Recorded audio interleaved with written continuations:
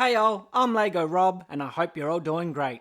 So in this video we'll be taking a look at set number 71374 and it happens to be the Nintendo Entertainment System.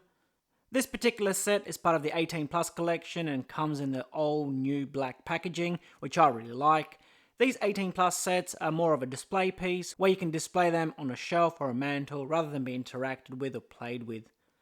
They tend to be aimed more at the AFOL rather than children, hence the hefty price tag that's usually associated with them. So this set retails for 349 Aussie dollary dues and it contains 2,646 pieces.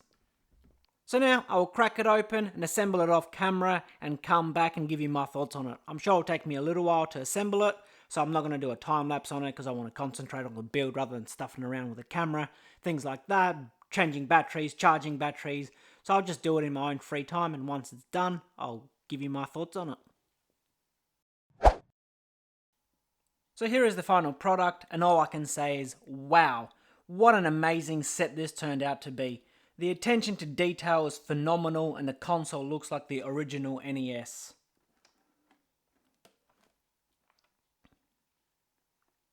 It is slightly smaller. Here is my actual NES for size comparison.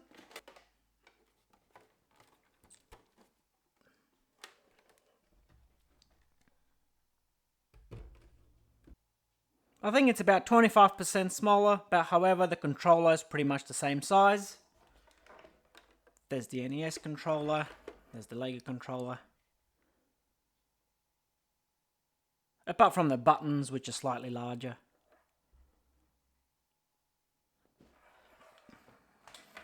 But overall it is outstanding. The build itself was not too complicated, but it was time consuming. It took me about 12 hours to get the whole thing completed from start to finish, and that goes for the TV as well. The peeps at LEGO who designed this thing are geniuses. They even included a little Easter egg in the build, which happens to hide just here.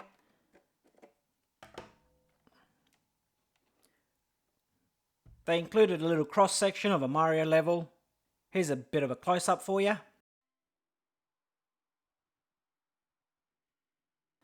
That to me just says they went that little extra mile to present this to the Nintendo Mario fans, which by the way I am. I was born the same year as Mario was and when the NES was first released, so for me this is pure nostalgia.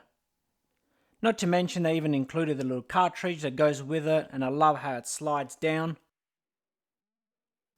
And you have to push it down like you had to do with the original. So as you can tell, I really like the console, but holy smokes, what really blew my mind and had me flabbergasted was this TV. Holy crap, this thing is breathtaking. Not only does it look good, but as you crank it, the little Mario level scrolls across. This was definitely the most time consuming part of the build. There is a lot of internal mechanisms that needed to be assembled, especially the conveyor belt which holds the actual level part. Not to mention that the level is made up of hundreds of individual little tiles. I also like how if you happen to have a LEGO Mario, you can stick him on top and he reacts to whatever is happening on screen.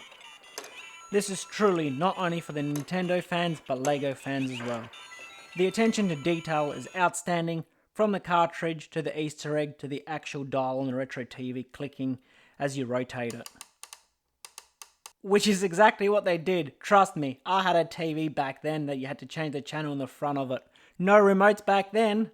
I also really like the fact that there were only 3 stickers in the entire build, 2 being for the cartridge and 1 for the back of the TV. Everything else is printed, which is great. I hate stickers and I hate applying them. Also, stickers won't last as long as a printed brick will. So I think that will be enough of me gushing over this thing. As you can tell, I really like this set and I really hope they release other Nintendo consoles in the future.